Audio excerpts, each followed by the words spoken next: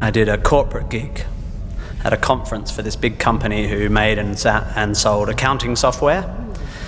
In a bid, I presume, to inspire their salespeople to greater heights, they'd forked out 12 grand for an inspirational speaker who was this extreme sports guy who had had a couple of his limbs frozen off when he got stuck on a ledge on some mountain.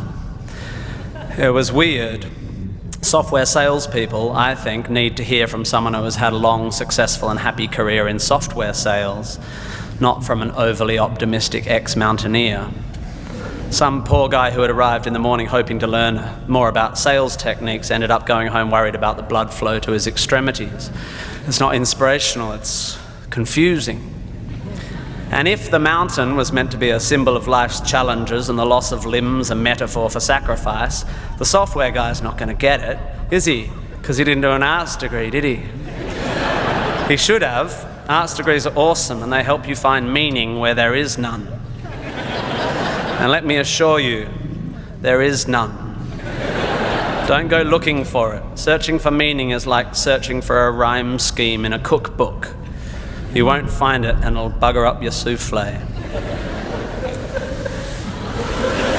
If you didn't like that metaphor, you won't like the rest of it.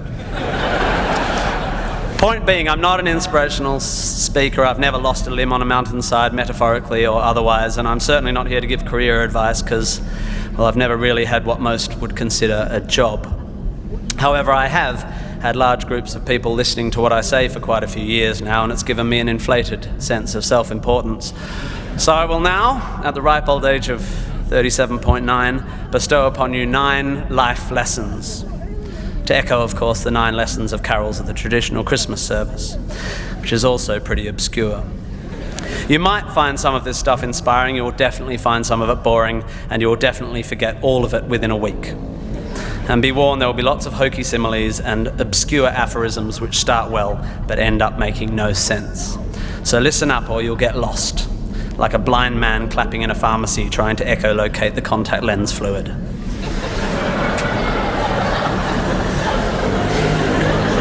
Looking for my old poetry teacher. Here we go. Ready? 1, you don't have to have a dream. Americans on talent shows always talk about their dreams. Fine, if you have something you've always wanted to do, dreamed of, like in your heart, go for it. After all, it's something to do with your time, chasing a dream. And if it's a big enough one, it'll take you most of your life to achieve, so by the time you get to it and are staring into the abyss of the meaninglessness of your achievement, you'll be almost dead, so it won't matter. I never really had one of these dreams, and so I advocate passionate dedication to the pursuit of short-term goals. Be micro-ambitious. Put your head down and work with pride on whatever is in front of you. You never know where you might end up. Just be aware the next worthy pursuit will probably appear in your periphery, which is why you should be careful of long-term dreams. If you focus too far in front of you, you won't see the shiny thing out the corner of your eye. Right? Good. Advice, metaphor. Look at me go. 2, don't seek happiness. Happiness is like an orgasm. If you think about it too much, it goes away.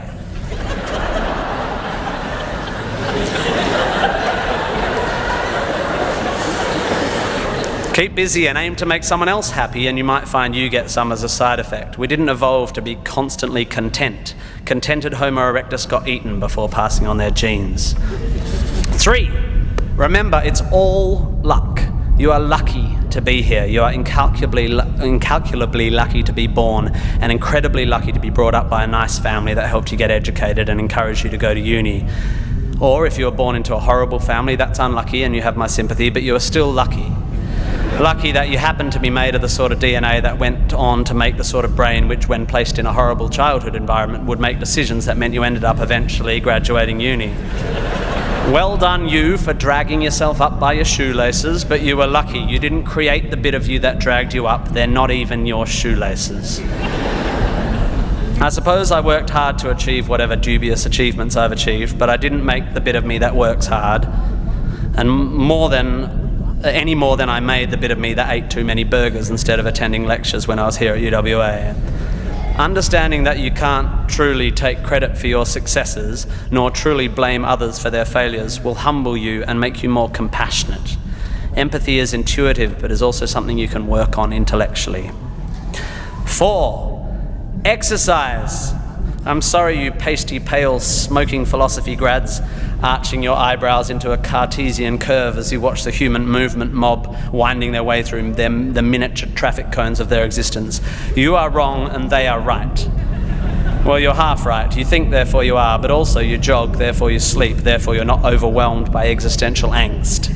You can't be can't, and you don't want to be. Play a sport, do yoga, pump iron, run, whatever, but take care of your body. You're going to need it. Most of you mob are going to live to nearly 100, and even the poorest of you will achieve a level of wealth that most humans throughout history could not have dreamed of. And this long, luxurious life ahead of you is going to make you depressed. But don't despair. There is an inverse correlation between depression and exercise. Do it. Run, my beautiful intellectuals, run. 5, be hard on your opinions. A famous bon mot asserts that opinions are like arseholes, in that everyone has one. There is great wisdom in this, but I would add that opinions differ significantly from arseholes, and that yours should be constantly and thoroughly examined.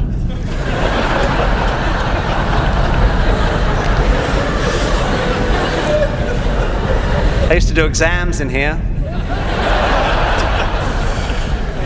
It's revenge.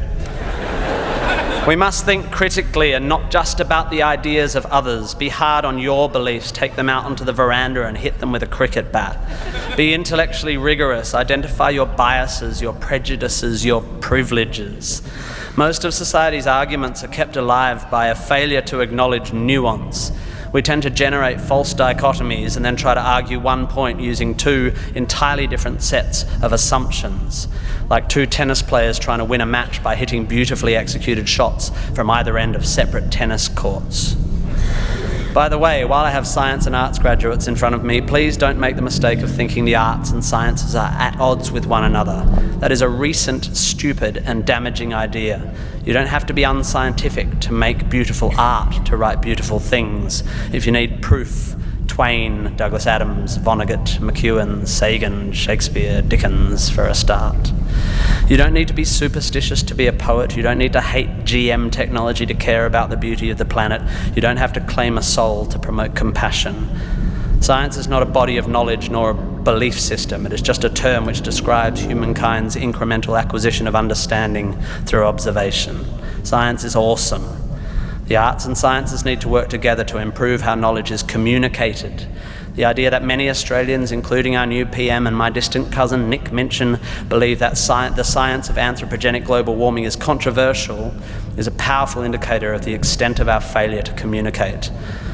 The fact that 30% of the people in this room just bristled is further evidence still. The fact that that bristling is more to do with politics than science is even more despairing. 6, be a teacher. Please, please, please be a teacher. Teachers are the most admirable and important people in the world. You don't have to do it forever, but if you're in doubt about what to do, be an amazing teacher. Just for your 20s, be a teacher. Be a primary school teacher, especially if you're a bloke. We need male primary school teachers.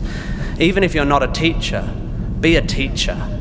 Share your ideas. Don't take for granted your education. Rejoice in what you learn and spray it. 7, define yourself by what you love. I found myself doing this thing a bit recently where if someone asks me what sort of music I like, I say, well, I don't listen to the radio because pop song lyrics annoy me. Or if someone asks me what food I like, I say, I think truffle oil is overused and slightly obnoxious. And I see it all the time online, people whose idea of being part of a subculture is to hate Coldplay or football or feminists or the Liberal Party. We have a tendency to define ourselves in opposition to stuff. As a comedian, I make my living out of it. But try to also express your passion for things you love. Be demonstrative and generous in your praise of those you admire. Send thank you cards and give standing ovations. Be pro stuff, not just anti stuff. 8, respect people with less power than you. I have in the past made important decisions about people I work with, agents and producers, big decisions based largely on how they treat the wait staff in the restaurants we're having the meeting in. I don't care if you're the most powerful cat in the room. I will judge you on how you treat the least powerful. So there. 9, finally, don't rush. You don't need to already know what you're going to do with the rest of your life. I'm not saying sit around smoking cones all day, but also don't panic. Most people I know who were sure of their career path at 20 are having midlife crises now. I said at the beginning of this ramble, which is already 3.5 minutes long, that life is meaningless. It was not a flippant assertion. I think it's absurd, the idea of seeking meaning in the set of circumstances that happens to exist after 13.8 billion years worth of unguided events.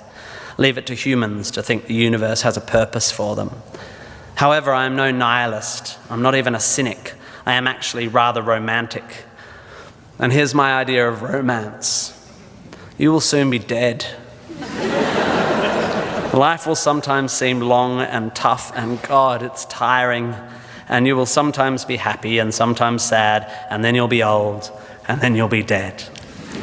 There is only one sensible thing to do with this empty existence, and that is fill it. Not fill it, fill it. And in my opinion, until I change it, life is best filled by learning as much as you can about as much as you can, taking pride in whatever you're doing, having compassion, sharing ideas, running, being enthusiastic. And then there's love and travel and wine and sex and art and kids and giving and mountain climbing, but you know all that stuff already.